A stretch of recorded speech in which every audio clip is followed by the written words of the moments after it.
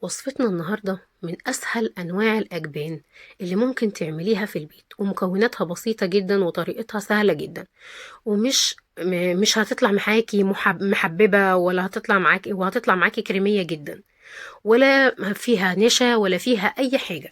وأهم حاجة في الوصفة بتاعتي نوع اللبن اللي انت هتجيبيه. أهم حاجة ان هو يكون كامل الدسم، ونوعه يكون نضيف وكويس قوي، وجايباه من حد موثوق فيه. انا هجيب الاول كيلو من الحليب، انا هعملها لك بكيلو بس من الحليب.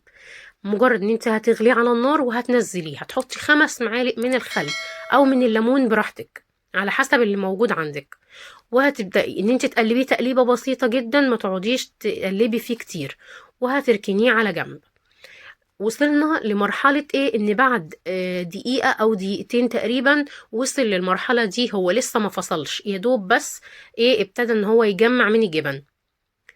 دي المرحلة اللي بعديه على طول، وصل بالظبط 5 دقايق، 5 دقايق بالظبط كان وصل للمرحلة دي معايا.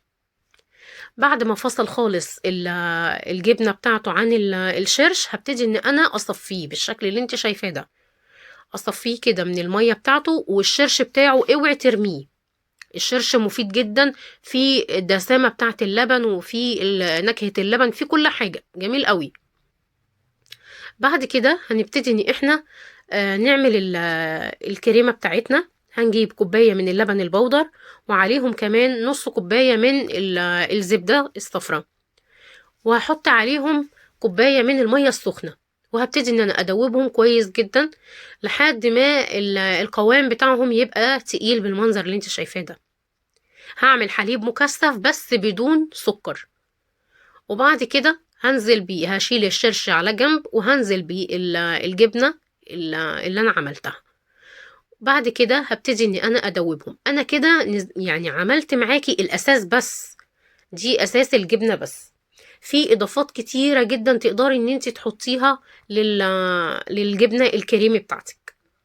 هبتدي ان انا اضربها معايا بالهاند بلندر، او هضربها في الخلاط براحتك خالص، الحاجة اللي تبقى متاحة عندك.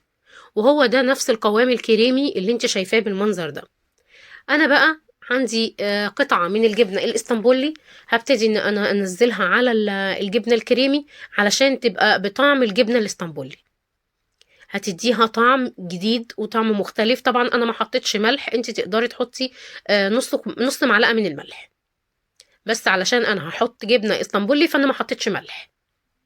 في اضافات كتيرة جدا تقدري ان انت تضيفيها للجبنة الكريمي. تقدري ممكن تضيفي توم باودر، او زعتر، او جبنة رومي، او جبنة شيدر، او بسطرمة. كل الانواع دي كلها تقدري ان انت تحطيها للجبنة الكريمي، وتدي معاكي طعم مختلف عن اللي انت كمان بتشتري من بره. ووفرتي على نفسك 200 جنيه من اللي انت هتجيبيه من بره. الكمية اللي انا عاملاها دي بكيلو من اللبن، عمل معايا كوبايتين من اللي هم البريزيدون، اللي هي الكوباية الكبيرة بتاعتهم، اللي هي الربع كيلو. عمل معايا حوالي نص كيلو وزيادة كمان. هوريك الكمية وهوريك القوام بتاعه. بصي قوام الجبنة الكريمي بسم الله ما شاء الله جميل جدا معايا. وهوريك التقل بتاعه. وكمان لما تتقل اما تتحط كمان في التلاجة بيتقل اكتر.